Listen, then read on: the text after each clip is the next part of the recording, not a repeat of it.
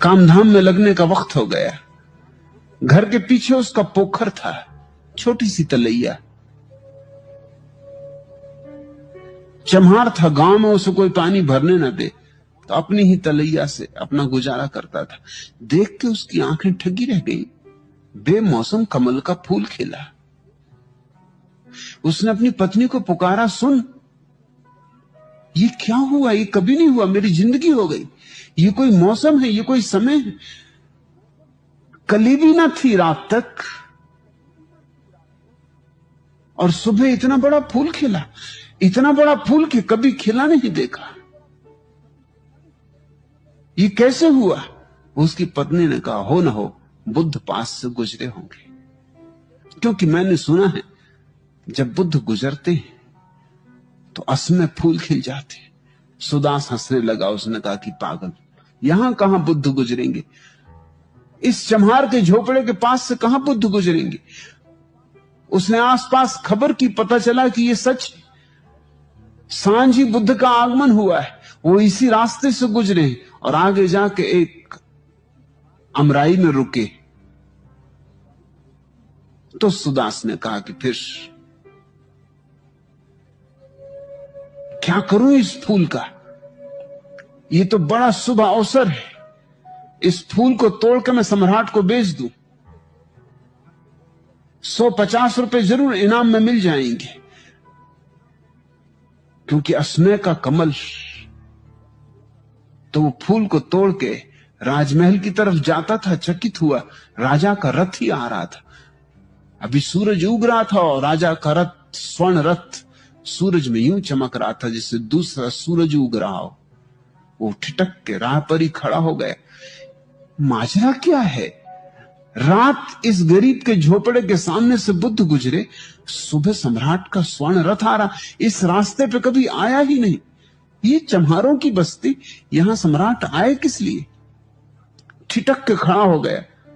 हिम्मत ही ना पड़ी कहने की कि मैं फूल लेकर राजमहल की तरफ आ रहा था, लेकिन रथ खुद ही रुका। सम्राट ने सारथी को कहा, रुको, इस सुदास को बुलाओ। सुदास सम्राट के जूते बनाता था। सुदास का नाम सम्राट को मालूम था। सुदास डरते हुए गया और कहा कि फूल लेके आपकी तरफ ही आ रहा था। असमय का फूल है, मैंने सोचा किसको भेंट करूं, आपके ही योग्य। सम्राट ने कहा, मांग, क्या मांगता है? जो मांगेगा इसके बदले में दूंगा।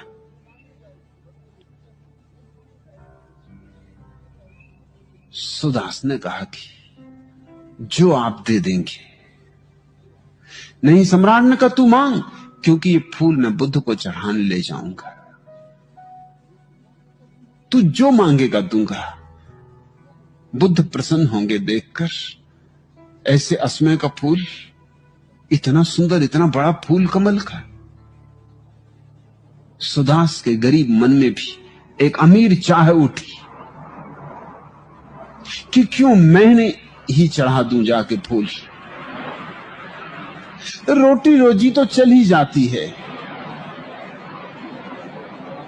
मगर लालच भी मन में उठा कि आज सम्राट कहता जो मांगना हो मांग ले। लेकिन इसके पहले कि वो कुछ कहे, वो सोच रहा था कि कहूं 1000।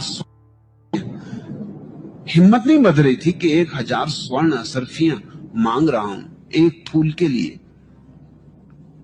तो थोड़ा झिझक रहा था। तभी सम्राट के रथ के पीछे ही उसके वजीर का रथ आके रुका और वजीर ने कहा, सुदास बेच मत देना, मैं भी खरीदार हूं, मैं चढ़ाऊंगा बुद्ध को। और सम्राट तो औपचारिकता बस जा रहे हैं, इनको बुद्ध से कुछ लेना देना नहीं, जाना चाहिए इसलिए जा रहे हैं। मैं बुद्ध का प्रेमी हूं, इसलिए सम्राट को कहा कि देखें आप बीच में ना आए, आप प्रतिस्पर्धा में ना पड़े। निश्चित ही मैं आपसे कैसे जीतूंगा अगर प्रतिस्पर्धा हो जाए, मगर आप बीच में ना आए, क्योंकि आपके लिए तो सिर्फ औपचारिक है जाना, मेरे हृदय की बात है। सुदास तू मांग, जो मांगेगा दे दूंगा। सुदास ने सोचा जब बात यूं है तो अब 1000 असरफियां क्या मांगनी, 2000 असरफियां मांग लो। मगर उसकी जबान न खुले। 2 असरफियां मांगने में भी बात ज्यादा होती थी, 2000 असरफियां। और तभी नगर सेठ का भी रथ आके रुका। उसने कहा, सुदास बेचना मत, मैं भी खरीदार। नगर सेठ तो इतना बड़ा सेठ था कि सम्राट को भी खरीद सकता था। सम्राट को जब जरूरत पड़ती थी तो उससे ही उधार मांगता था। और इस अकेले सम्राट को नहीं, आसपास के और बड़े सम्राट भी इस नगर सेठ से धन उधार लेते थे। कहते थे इस नगर सेठ के पास धन तौला जाता था, गिना नहीं जाता था, क्योंकि गिनने की फुर्सत किसको थी। तो फावड़े से भर भर के टोकरियों में असरफियां गिनी जाती थी कि कितनी टोकरियां, कौन गिने, 1-1, 2-2, ऐसी गिनती करने की फुर्सत किसको थी।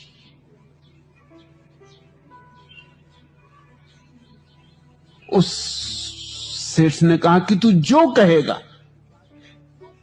1,00,000 असरफियां मांगना हो, 1,00,000 असरफियां मांग, लेकिन फूल मैं चढ़ाऊंगा। सुदास ठिठका खड़ा रह गया। उसने कहा, फूल बेचना नहीं। उन तीनों ने एक साथ पूछा, क्यों? सुदास ने कहा कि जिस फूल के लिए 1,00,000 असरफियां देने के लिए कोई तैयार हो। गरीब आदमी हूं, मगर मेरे मन में भी गहन भाव उठा कि फिर मैं ही क्यों ना इस फूल को बुद्ध के चरणों में चढ़ा दूं। जरूर उन चरणों में चढ़ाने का मजा 1,00,000 असरफियों से ज्यादा होगा। नहीं तो तुम 1 असरफी ना देते नगर सेठ से। उसने कहा, मुझे 1,00,000 असरफियां दे रहे हो, सम्राट राजी है, वजीर राजी, तुम राजी हो, और मुझे ऐसा लगता है अगर गांव में जाऊं तो और भी लोग राजी हो जाएंगे। मुझे इसके जितने दाम चाहिए उतने मिल सकते, लेकिन अब बेचना ही नहीं। नगर सेठ ने कहा, 2,00,000 असरफियां देता हूं, तू जो मांग, मुंह मांगा। उसने कहा, बेचना ही नहीं। सुदास गरीब है, मगर इतना गरीब नहीं, चमार है, काम तो चल ही जाता है मुझ गरीब का, जूते सीने से ही। ये मौका मैं नहीं छोड़ूंगा, ये फूल मैं ही चढ़ाऊंगा। और सुदास ने वो जाके फूल बुद्ध के चरणों में स्वयं चढ़ाया। और बुद्ध ने उस सुबह अपने प्रवचन में कहा कि सुदास ने आज इतना कमाया है जितना कि सदियों में सम्राट नहीं कमा सकते। पूछो इस सम्राट से, पूछो इस वजीर से, पूछो इस नगर सेठ से, आज इन सबको हरा दिया सुदास ने। आज इस शूद्र ने अपने को परम श्रेष्ठ सिद्ध कर दिया। आज लात मार दी धन पर। आज इसका अपरिग्रही रूप प्रकट हुआ है। ये धन्यभागी है। और सुदास पर ऐसी वर्षा हुई उस दिन अमृत की कि फिर लौटा नहीं। उसने कहा, अब जाना क्या, जब फूल चढ़ाने से इतना मिला तो अपने को भी चढ़ाता हूं। सुदास भिक्षु हो गया, फूल ही नहीं चढ़ा, खुद भी चढ़ गया। यूं कहानियां हैं कि असमय बुद्ध के पास से गुजरने से फूल खिल जाते। ऐसा होता हो न होता